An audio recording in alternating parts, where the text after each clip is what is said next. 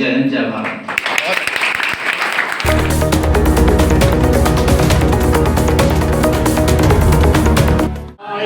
जय हे भारत भाग्य विधाता, पंजाब सिंध गुजरात मराठा द्राविड़ उत्कल गंगा, विंध्य हिमाचल यमुना।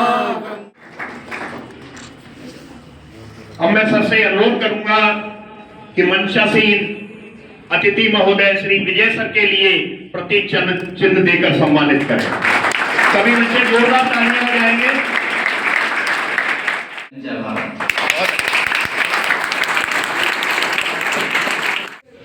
पर गांव में, शहरों में तो कम है, गांव में आज भी अगर किसी पर 2 बेटियां हो गई तो वो तीसरी करेगा, तीसरी बेटी हो गई तो चौथा करेगा, चौथी बेटी हो गई तो 5वां संतान करेगा वो। क्यों? उसे पुत्र चाहिए। ये है चलन में, शहरों में भी है, पर ये नहीं होना चाहिए। उसके लिए वो क्या करता है, अगर गांव वाले तो वो है कि 4 हो गए, 5 हो गए बच्चे, चलो छठा पुत्र हो गया, नहीं हुए तो 5 भी मान लेते हैं, वो संतुष्ट हो जाते हैं। शहर में ये करते हैं, या जो जागरूक होते हैं जरा से भी, वो भ्रूण जांच कराते हैं, लिंग परीक्षण कराते हैं कि घर में पल रहा बच्चा बेटी है या बेटा है। आपको पता होना चाहिए, जैसे कि कहीं आप गए होंगे तो वहां लिखा, अल्ट्रासाउंड वाली दुकान पर लिखा रहता है जहां डॉक्टर के पास, कि लिंग परीक्षण कराना कानूनन अपराध है। ये अपराध है।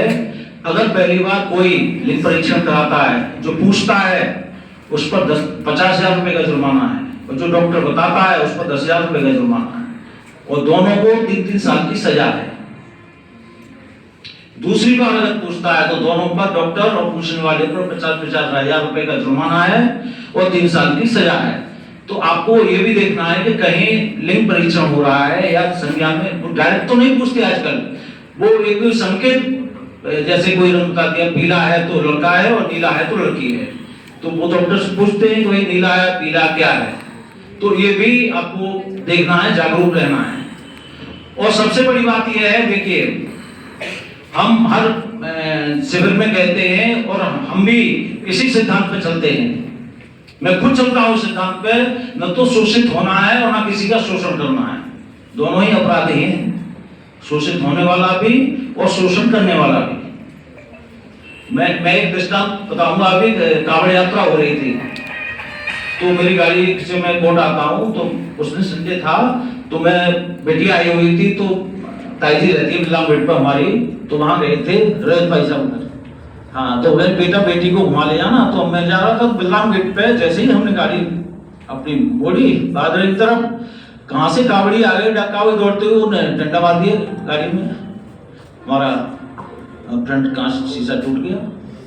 अब पिटिया उसका बच्चा बैठा था आगे, वो तो दुर्घटना होने से बच गई। तब तो हम चले गए। 2 रात हम सोचते रहे, हमें नींद नहीं आई कि हम ये भाषण देते हैं सबको शोषित नहीं होना, ये तो हमारा ही शोषण हो गया।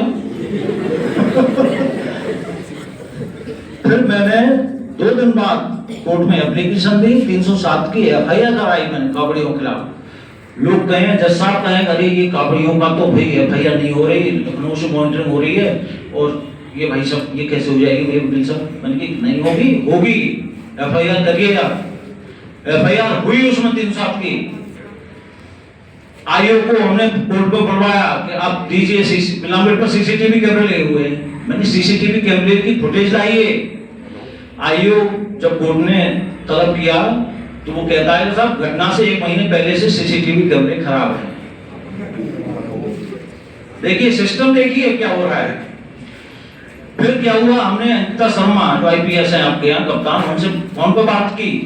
कहते ये क्या हो रहा है आपका, आयोग लिख के दे रहा है CCTV कैमरे खराब है, किसकी रेस्पॉन्सिबिलिटी है, कौन ठीक कराएगा इन्हें? हमने सीधा कहा फोन से ही, मैडम मैं आपके खिलाफ भी मुकदमा डाल दूंगा, मुझे बैकअप चाहिए। वो कहाँ है?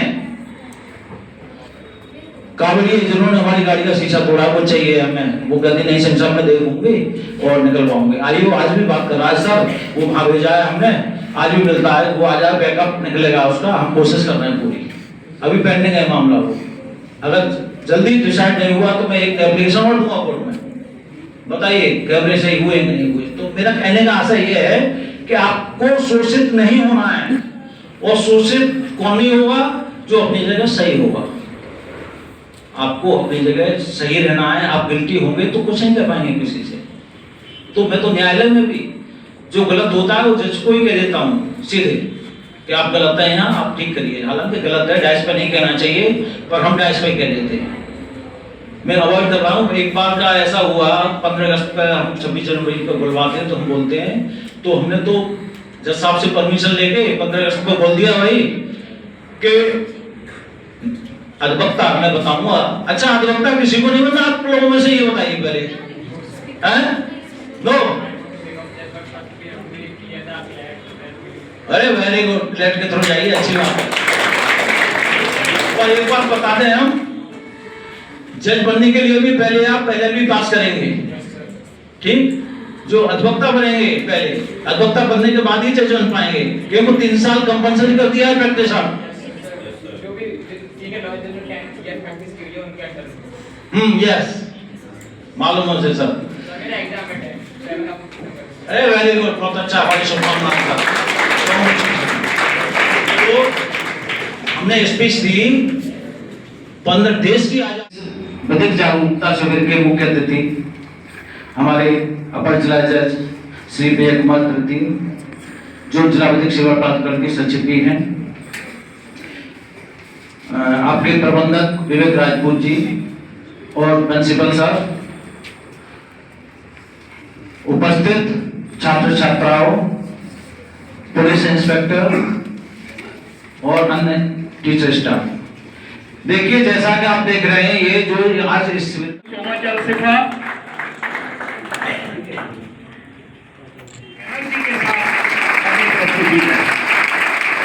क्योंकि ऐसा विधिक जागरूकता शिविर के मुख्य अतिथि हमारे अपर जिला जज श्री विजय कुमार तृतीय, जो जिला विधिक सेवा प्राधिकरण के सचिव भी हैं,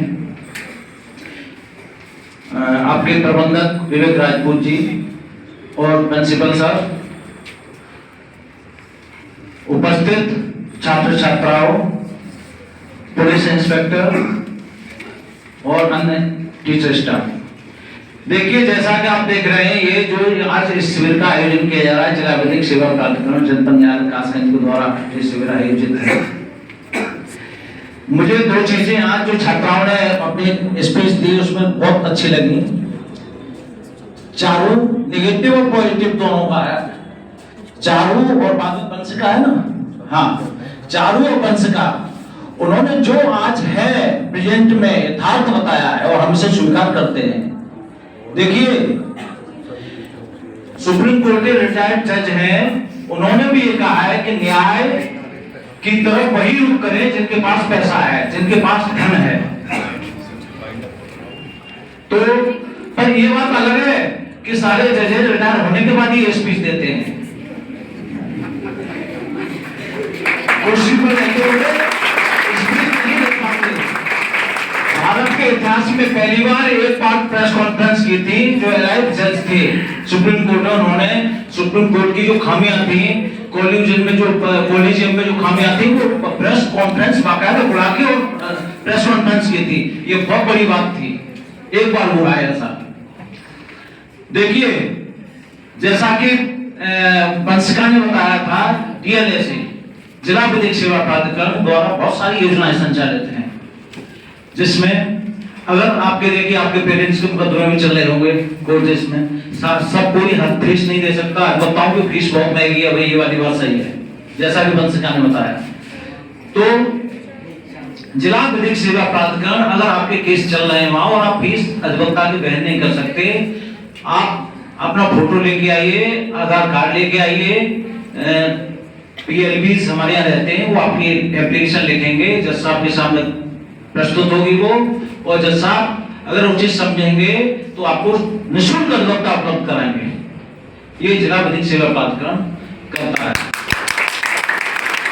अगर आपको कोई नया केस डालना है और आप फीस नहीं दे सकते, कोर्ट फीस नहीं दे सकते, उसके लिए भी प्रावधान है जिला विधिक सेवा प्राधिकरण में। उसके लिए भी आप एप्लीकेशन देंगे और आपको निःशुल्क अधिवक्ता दिया जाएगा।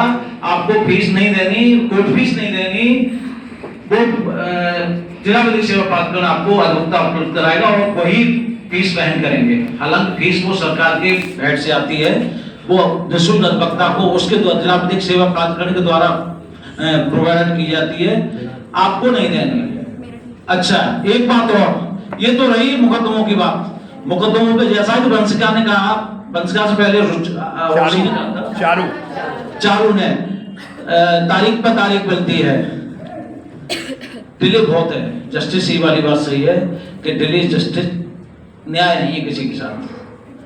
18 साल में मिला, 30 साल में मिला, तो उसके साथ क्या न्याय है? न्याय नहीं हुआ। ये बात मैं इससे सहमत हूँ पूरी तरह से। तो इसके लिए क्या है कि जैसे छोटे मोटे झगड़े हैं, आपके गांव के हैं, परिवार के हैं और किसी के भी हैं, तो उसके लिए भी जिला विधिक सेवा प्राधिकरण में आप आ सकते हैं, एक एप्लीकेशन लगा सकते हैं कि साहब सच एंड सच ये पर्सन है, ये हमें परेशान कर रहा है या इससे ये हमें परेशानी है, तो उसको दूसरे पक्ष को एप्लीकेशन देंगे, जज साहब मार्क करेंगे। क्योंकि मैं वहाँ मीडिएटर एडवोकेट भी हूँ, तो जज साहब हमारे पास भेजते हैं, तो हम दूसरे पक्ष को नोटिस जारी करते हैं, दूसरे पक्ष को बुलाया जाता है, पुलिस नोटिस सर्व करती है। आने के बाद उसको दोनों पक्षों को सुना जाता है। अब इससे क्या होता है, 1 तारीख, 2 तारीख, 3 तारीख दे दी जाती है, बच्चों को पूरा समय दिया जाता है। भाई आप सोचिए, और उनको हम विकल्प भी देते हैं A, B, C, D, आपको जो अच्छा लगे वो चूज कर लो। इससे क्या होता है कि देखिए समस्या का निराकरण हो जाता है, दोनों पक्ष समझ आने पर समझ जाते हैं और धन की बचत होती है, उनकी समय की बचत होती है और कुछ खर्च भी नहीं होता उन्हें। भाई मुकदमा कोर्ट में चलेगा, सालों लगेंगे उसमें। और दूसरा बात, न्यायाधीश जज साहब जो निर्णय देंगे दोनों पक्ष बाध्य हैं उस मानने के लिए। तो एक की हार होगी, एक की जीत होगी, तो जिसकी हार होगी वो तो शत्रुता मानेगा ना दूसरे से, तो बेमनस्यता बढ़ेगी उससे। यहाँ क्या होता है, प्री लिटिगेशन एप्लीकेशन डालने से आपको दोनों का निराकरण वहीं करा दिया जाता है। उससे क्या होगा कि दोनों समझौता द्वारा अपनी समस्या का समाधान करेंगे और उससे दोनों पक्षों की जीत होती है और दोनों पक्ष स्वयं निर्णय लेने में सक्षम होते हैं। वहां निर्णय जज साहब नहीं दे रहे, वो उनको विकल्प दिए जाते हैं, वो चूज कर लें, तो वो समझ में आ जाता है, वो चूज करते हैं और समस्या समाधान हो जाती है और दोनों में हाथ मिलाते हैं, दोनों मधुर संबंध बने रहते हैं। तो ये आप जो हम बता रहे हैं इसको अवेयर करिए अपने पेरेंट्स को, अपने गांव में और लोगों को, अपने शहर में जो भी हैं कंसर्न लोग आपसे, उन्हें बताइए ये चीजें कि जिला विधिक सेवा प्राधिकरण बहुत सारी योजनाएं हैं जिनका आप लाभ ले सकते हैं। अब एक चीज और कहेंगे हम, जैसे क्योंकि ये आपकी जो उम्र है किशोरावस्था, ये बहुत बहकने वाली उम्र होती है। इसमें प्रेम प्रसंग भी बहुत होते हैं, आए दिन हम तो कोर्टों में देखते हैं कि नाबालिग लड़की है और लड़के के साथ भाग गई और लड़का जेल चला गया। आपको अपना ध्यान फोकस केवल पढ़ाई पर रखना है, अपना एक लक्ष्य बनाइए, इन बाकी बातों में नहीं पढ़ना है, संगति अच्छी रखिए आप। इसमें क्या होगा, जैसे कोई लड़की और लड़के से प्यार करती है, वो कहती है मैं अगर मुझे नहीं ले जाओगे तो मैं मर जाऊंगी, आत्महत्या कर लूंगी, तो बताइए उस लड़के को क्या करना चाहिए? कुछ लड़के उसके इमोशन में आके उसके आंसू देखकर पिघल जाते हैं, उसे ले जाते हैं, तो उसकी जिंदगी बर्बाद हो जाती है। क्यों कि 18 साल से पहले उस लड़की की कोई सहमति नहीं मानी जाएगी कोर्ट में। पॉक्सो अधिनियम इसलिए बनाए गए हैं, तो उसके तहत आपके जो प्रिंसिपल सर हैं इनके भी रजिस्टर डेट ऑफ बर्थ के लिए न्यायालय में तलब किए जाते हैं। जो जिस स्कूल में वो पढ़ती है बच्ची, उसका जो है रजिस्टर, वो डेट ऑफ बर्थ क्वेरी करने के लिए वो तलब किए जाते हैं, देखते हैं अगर नाबालिग है तो उसकी सहमति मानी नहीं जाएगी बिल्कुल। लड़का चाहे बालिग है फिर भी लड़का जेल चला जाएगा, लड़की चाहे कितना भी, मैं तो इसके साथ सहमति से गई थी, सहमति से मेरे संबंध है इससे, फिर भी उसकी बात नहीं मानी जाएगी। तो ये आपको देखना चाहिए कि आपको बहकना नहीं है, ठीक है। अच्छा, एक चीज और हम बताएंगे, देखिए एक हमारा पढ़ाई का, अच्छे पढ़ते हैं, शिक्षित होते हैं, लक्ष्य बनाते हैं, तो आप में से किसने क्या क्या लक्ष्य बनाया बताइए? किसी का कोई एम है तो मुझे पढ़ के ये बनना है, बोलो बताओ। यस, स्टैंड कोई बनाया है? हाँ बताओ बेटा।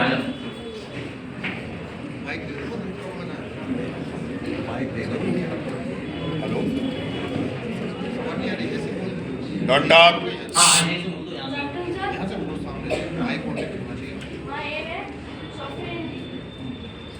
सॉफ्टवेयर इंजीनियर या फिर एनडीए से एयरफोर्स का। है वेरी गुड, बहुत अच्छा क्लैपिंग। देखिए उसने एक लक्ष्य बनाया है अपना, दो है आलम के, अगर वो फोकस करता रहा तो किसी में सेलेक्ट अवश्य हो जाएगा। लक्ष्य बना के ही लक्ष्य नहीं मिल जाता, उसके लिए जुनून होना चाहिए, एक आग होनी चाहिए। असंभव कुछ भी नहीं है, अगर आपको जुनून होगा तो आप जो चाहेंगे वो कर लेंगे। तो और कोई गर्ल्स में किसी ने कोई लक्ष्य बनाया है? कार्डियोलॉजिस्ट है, वेरी गुड, बहुत अच्छा।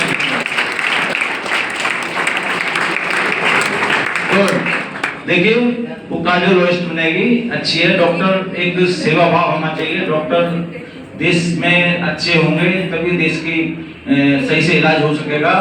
ये बात अलग है कि आज डॉक्टर मनी माइंड हो गए बहुत, तो मनी माइंड भी नहीं रहना है बेटा, सेवा भाव होना चाहिए डॉक्टर्स में। और कोई? यस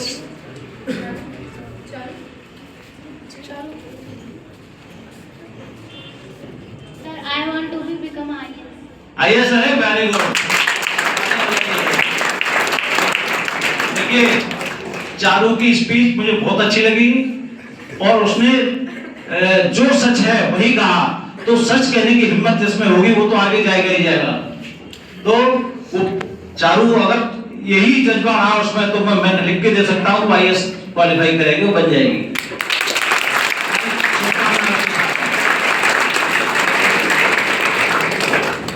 देखिए खामियां सब में होती हैं, पर अपने गुण दोष अपने आप आत्मचिंतन कीजिए, अपने आप का आत्मावलोकन कीजिए। आप लोग खामियां अपने आप, जो अपने आप को जान गया उसने सबको जान लिया। हम करते क्या है कि अपने को तो जानते नहीं, दूसरों में दोष देखते हैं, ये चारू में ये कमी है, बंसिका में ये कमी है, मैं बहुत अच्छी हूँ। तो ये भावना नहीं होनी चाहिए आपकी, जो अपने गुण दोष का आकलन अपने आप भी करिए, ये मोरल ड्यूटी है हमारी। अच्छा ये तो हो गई है, एक और चीज बताएंगे हम आपको, अवेयर करेंगे, हिट एंड रन।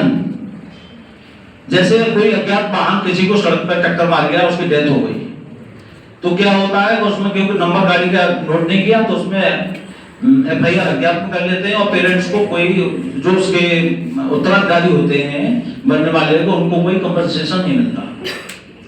तो इसमें प्रावधान है, आप डीएम एसडीएम के यहाँ एप्लीकेशन देंगे, वहां से फिर सर के पास आएगी वो एप्लीकेशन, सर मार्क करेंगे और वहां डीएम एसडीएम को बताएंगे, तो उसमें 1,50,000 जैसा उसमें प्रावधान होगा, पैसा दिया जा सकता है उसे।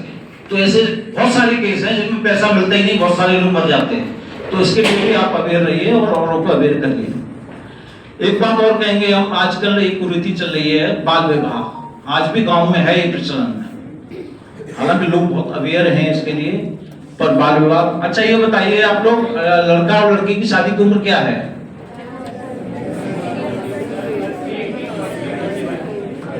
Good, very good.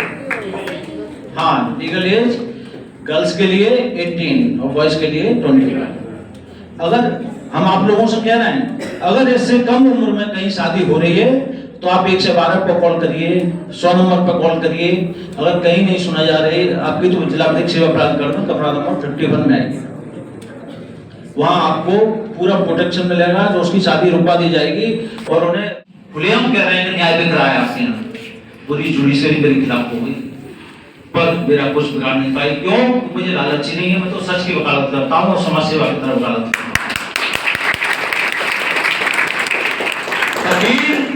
अधिवक्ता एक समाज का सजग प्रहरी होता है, समाज का आईना होता है, वो मैं उसे अपनाता हूँ। जहाँ कहीं भी मैं चाहे अकेला जा रहा हूँ, मुझे गलत होते दिख गया कहीं तो मैं रोक देता हूँ, मैं रुकता नहीं, रुका ही नहीं आता। आदत ऐसी हो गई है, कोई किसी का मेरे सामने शोषण कर रहा है तब नहीं होने दूंगा, अपना तो होने ही नहीं देता, न मैं करता हूँ किसी का शोषण। तो यही आदत आप लोगों में होनी चाहिए, ये हम इसलिए आपको बता रहे हैं।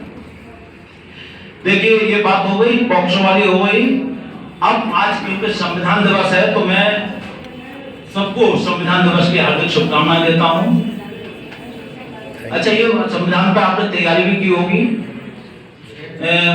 1976 में 42वां संशोधन हुआ था संविधान में। आप बता सकते हैं क्या क्या जोड़ा गया था उसमें?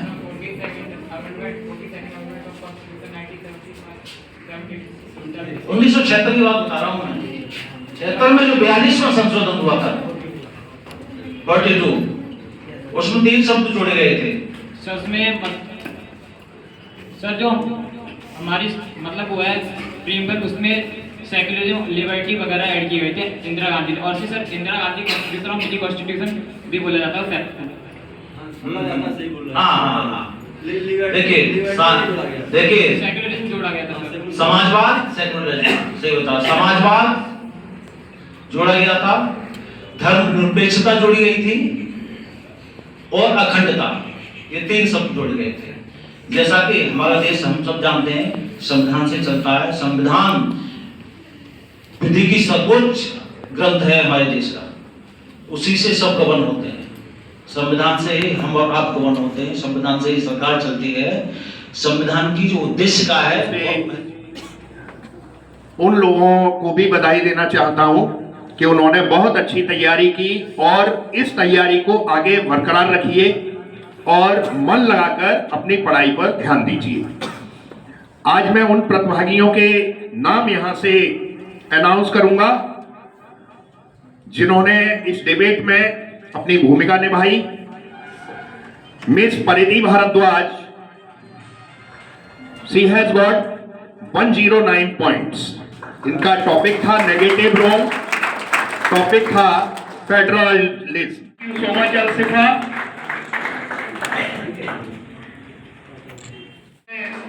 उस बच्ची का नाम अनाउंस करूंगा जिसने इस डिबेट को एक संपूर्ण प्रभुत्व, संपन्न समाजवादी, पंथ निरपेक्ष, लोकतंत्रात्मक, गणराज्य बनाने के लिए तथा उसके समस्त नागरिकों को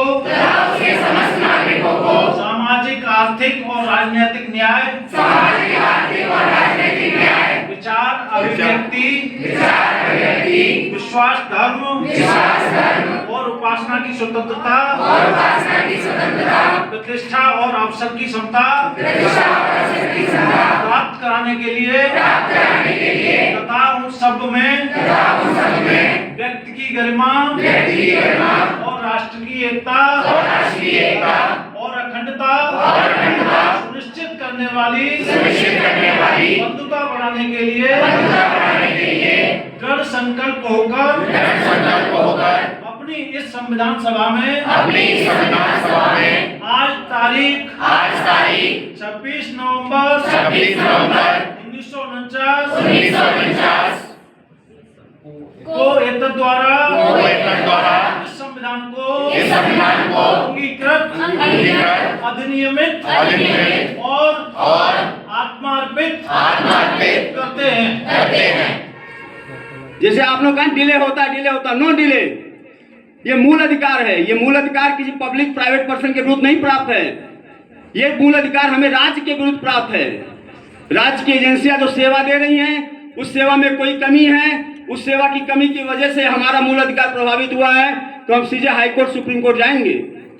तो यही अंतर है ह्यूमन राइट, लीगल राइट या जो भी अन्य राइटें हैं। लीगल राइट है, जैसे किसी ने कर्तव्य के बारे में बताया, कर्तव्य हमारे संविधान में जरूर है। किसी ने बताया कर्तव्य जो है वेस्टलेस हो गए। नो, कर्तव्य की एक भावना थी। श्री गांधी जी ने कहा था ये मौलिक कर्तव्य की जगह फंडामेंटल कर्तव्य शब्द रख दिया गया वहां। लेकिन क्या आप लोगों को पता है ये जितने भी मौलिक कर्तव्य बनाए गए हैं, उस मौलिक कर्तव्यों में अधिकांश ने लीगल रूप ले चुके हैं। वो जैसे आप मौलिक कर्तव्य की पूरी सूची पढ़िए, यानी कितने मौलिक कर्तव्य हैं? 9।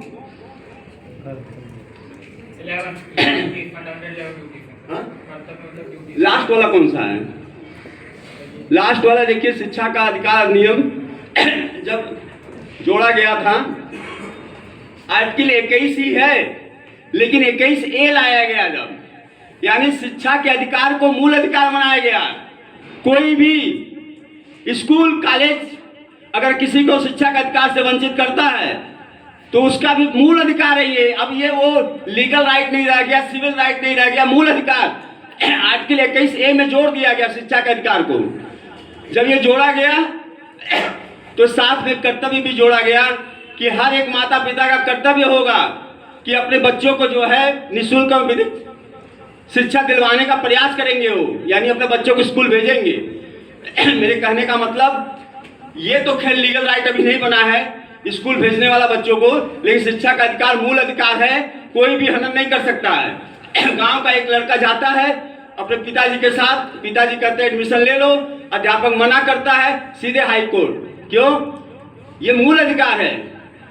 मूल अधिकार का हनन जो हमारे जीवन से जुड़ा हुआ है कोई भी वो मूल अधिकार है और उसके लिए सीधे हाई कोर्ट जाएंगे हम।